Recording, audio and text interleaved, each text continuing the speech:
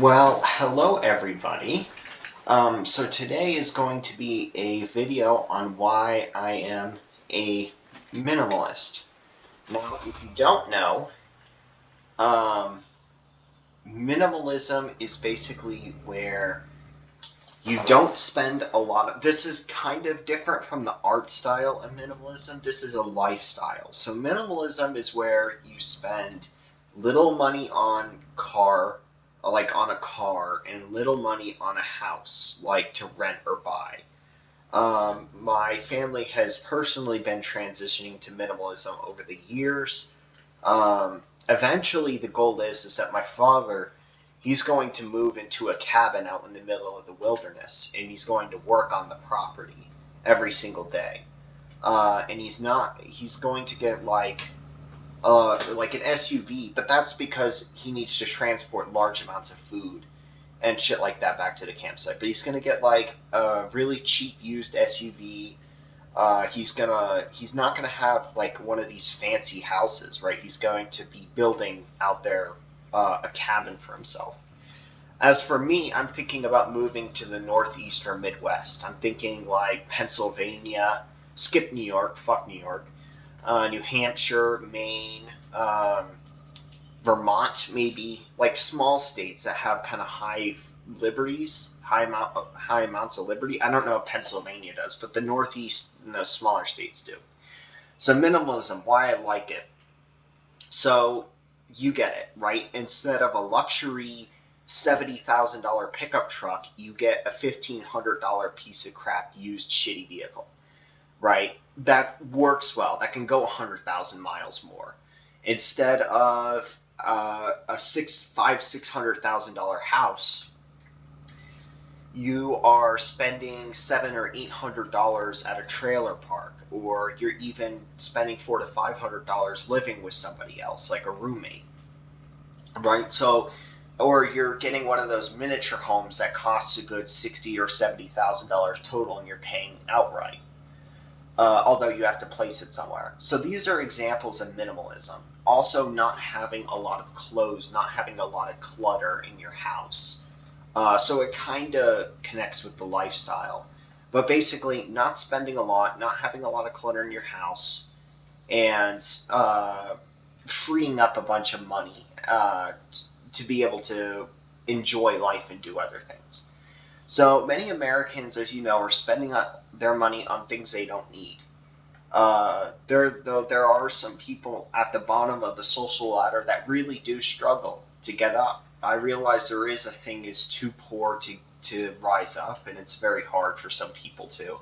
But we're going to be talking about the majority of average middle class Americans today. We're talking wealth percentiles. We're talking probably this applies to 4 out of 5 Americans, right? So if you take examples of uh, items that you don't really need are like luxury sedans, McMansions, personal items that you don't really need. Like you don't need a big frickin' like 90-inch flat screen TV. Like that's just not something that you need. Or you don't need. Let's see, what would be another example? You don't need a $2,000 painting in your house. So these are examples of things that uh, we like, but minimalism tries to avoid because there's really no point in it.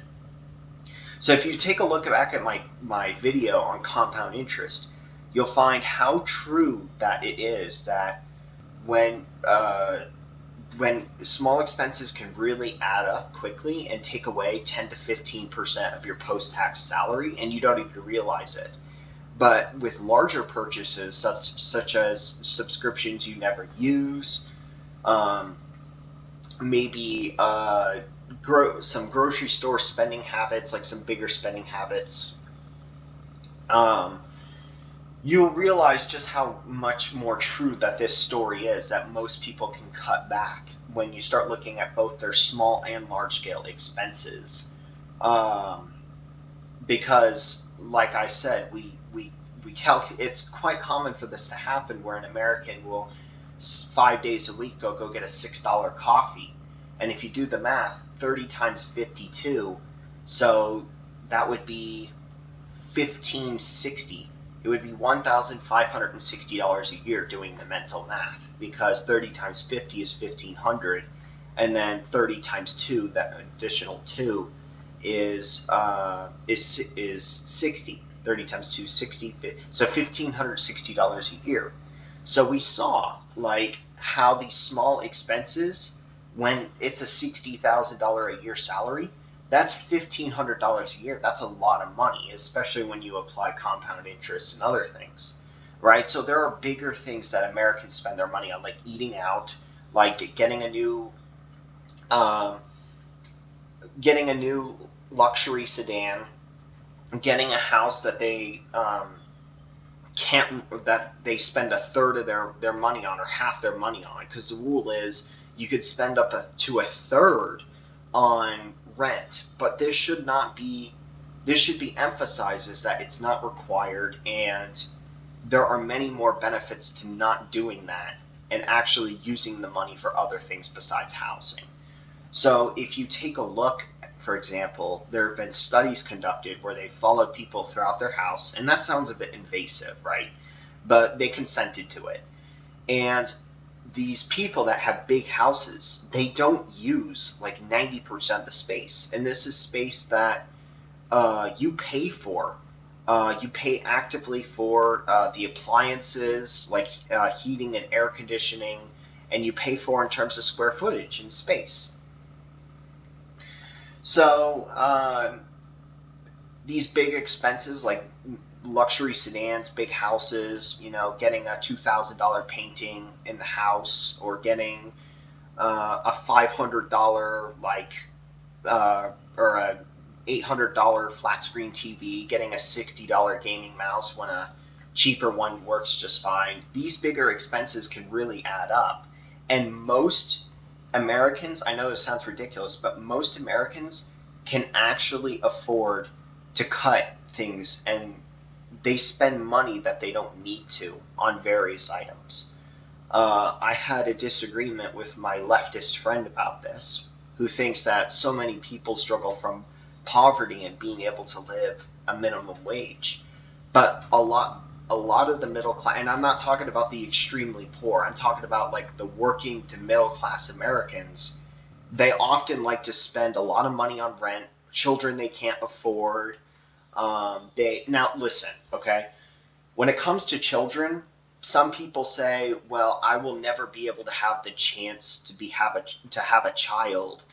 I will never have the chance to have a child if you're telling me I have to be financially stable to have a child." And what I say is, yes, if you truly care for your child, you will make sure that you have the allotted resources to take care of that child and nurture that child. And if you don't, I consider you a neglectful parent. It's as simple as that. There are no exceptions to that, because yes, you might be suffering and all financially, and you may never be able to have kids, but you're bringing somebody into this world that's going to have to worry about what their next meal is going to be, and no child should have to go through that. So if you really put your child's needs first, you would never have the child during those conditions. Do you understand? So I don't feel sympathy for people that go bankrupt, right? They have a stable income, and then for some reason it fails. Those people I have sympathy for. But people that have children when they don't have a stable source of income or job, or any source of income, I don't feel bad for them. I feel disdain for them. So anyways, psychologically this can be stressful with all these expensive things that add up, because you're like, 1 month you're like living paycheck to paycheck. You don't have a rainy day fund. You don't have anything saved up for retirement. You don't have anything except to look forward to except Social Security. So this is where minimalism comes in, where you reduce your spending, you get rid of things you don't need. And here are the benefits, right? So the first benefit is that in cases of emergency, hold on. In cases of emergency, you have enough money to cover your bills, your rent, your food, and everything that you need. And if you don't have this, you're automatically in danger. You're automatically in risk. You don't, if you fall, right? If you're climbing a wall, for example, and you don't have a map below you that you can fall on, or like some sort of like person that is watching you so they can uh, make sure you're not going to fall or whatever, so they hit you in your fall. If you don't have that, you're immediately in danger. It's like climbing El Capitan without a harness and rope. You're already in danger if you don't have an emergency fund. So minimalism will allow you to save up enough to build up an emergency fund.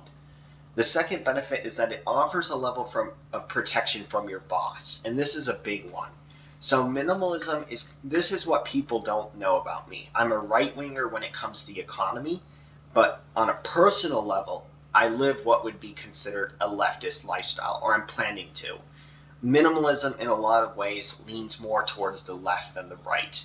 And your boss is your enemy in minimalism, right? So when we talk about a right-wing economy, we don't want to tax the boss because the boss is just going to bring it to the consumers and they're just going to put prices on the consumers.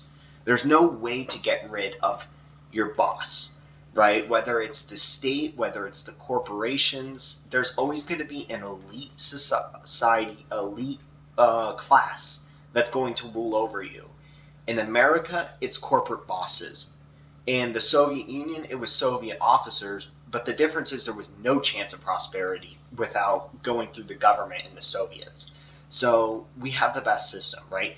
So bosses, we don't like them, right? Us minimalists, we want to retire so we can get away from our boss. We want to have as much protection as possible away from our bosses. One of the ways to do this is through minimalism.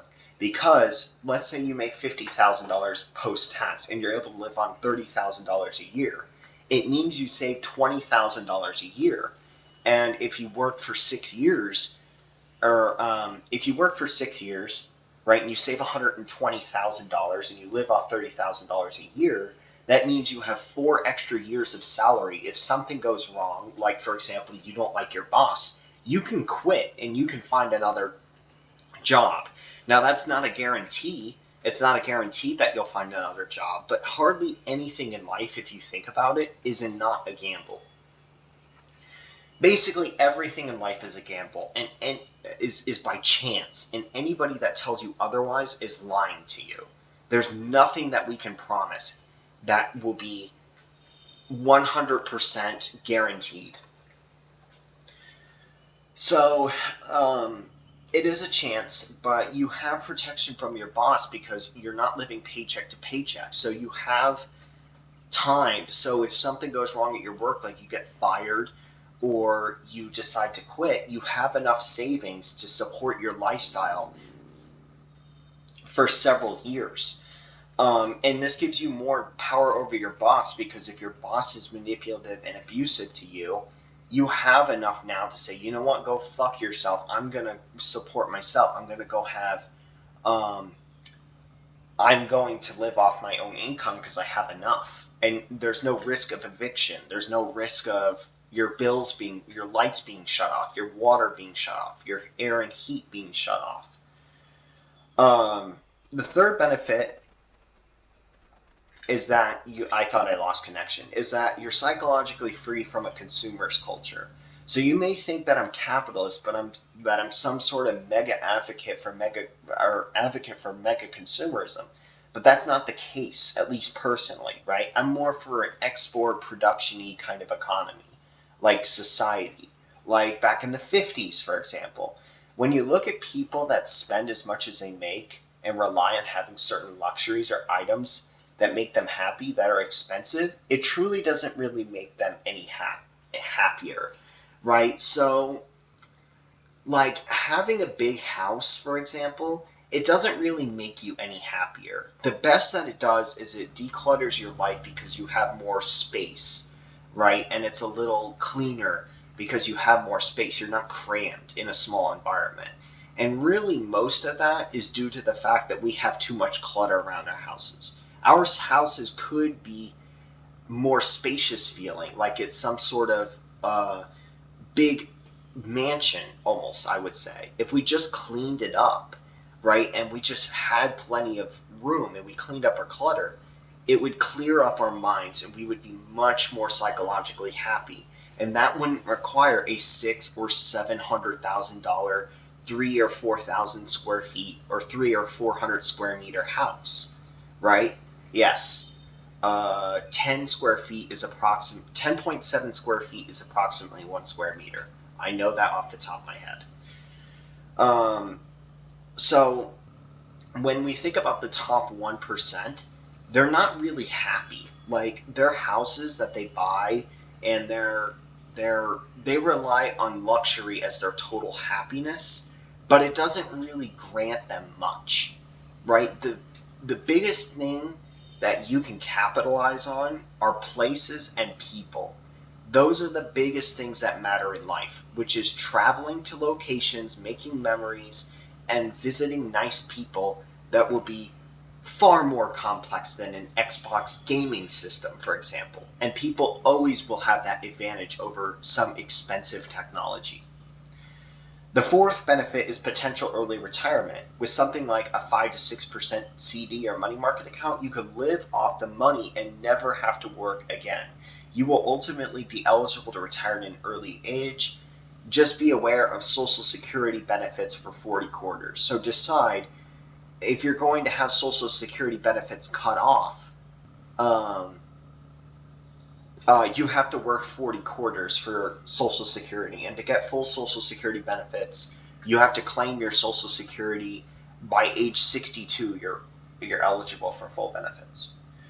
The fifth benefit is that if you have some extra income, let's say you're in the top 10 or 20% of Americans in income, and your family is quite well off, there's a good chance that if they support you and you play the right moves, you may never have to get into the credit debt cycle, which essentially is credit card companies have developed one of the single most immoral systems that there is, and that is the credit rating system, which makes you continuously spend on your credit card. And the hope is that you continuously spend on your credit card to get your credit rating up, which means you give money to the credit card companies, and if you don't, your score drops. So whenever you need to actually buy a car or a home, your rate is way too high and you won't be able to afford it. So you're constantly spending in fear that that's going to happen. So the best way to avoid credit card debt is if you can, and I'm not saying everyone can do this, try not to get into credit card debt at all in your life. While I would like to go back to an export economy in the 1950s, I don't think that's exactly possible. And I believe if everyone chose minimalism in the United States, the economy would ultimately crash. And so I don't want everyone in the US to do minimalism. This video is to advocate for a small circle of people to do minimalism. But if I were to speak to the entire United States about this, and they were convinced by my video, we would all be fucked. Because as minimalists, we require on other people spending dumb amounts of money, substantial amounts on dumb shit. And that's what keeps the economy growing. And why? Because minimalists ultimately rely on the economy to a point. Hardly anybody is completely self-sufficient. I don't even think a thing exists anymore of somebody being completely self-sufficient on a lifestyle. So very, very, very few people. So that's why I advocate, that's why, consumerism, I don't like it personally, and I wish we could go back to like a productionist kind of society, like the 1950s. But the problem is that transition doesn't seem very possible anymore. And our lifestyle as a nation would be threatened if people chose the minimalist lifestyle. So I don't advocate for everyone to choose minimalism. Let's get that clear. Just those around me, because it won't make a difference. We rely on other people doing dumb shit. So even if this doesn't sound like your lifestyle, if you were to live a minimalist lifestyle for 30 to 40 years and you had a slightly above average income, with the power of investment and compound interest, you could easily live a lifestyle in the later 20 years of your life where at the least you had a lifestyle of luxury. And you could probably afford a 3,000 square foot house and a fancy car. And you will see that with compound interest and investing, if you're not some sort of hedge fund manager, this is probably your best bet, right? So if your money compounds, it's an exponential graph. So the best way to actually get the lifestyle that you want, which is to have a huge house and nice fancy cars, is by suffering, to be quote unquote suffering in your terms, as somebody that is the opposite of a minimalist, which is to be minimalist and live like that as your money compounds. And then once your money compounds after 30 or 40 years, you can live like the top 1% of Americans, right? And afford anything you want. Um, Now, another benefit is travel. If you have some extra income, you may be able to travel. And like I said, memories at places like visiting Korea or Japan matter so much more than buying a new 5,000 square foot house. It matters so much more. You don't want to be on your deathbed, or you don't want to become so old to where you can't do things anymore, and reflect on your life and say, man, I spent all my income on cars and homes and I wasn't actually able to. It robbed me of a full life experience. The rich lifestyle, in my opinion, is not a full life experience, especially if you're working for basically your entire life to keep your lifestyle, which a lot of the 1% does. So in my opinion, they're not living happy lives as the top 1%.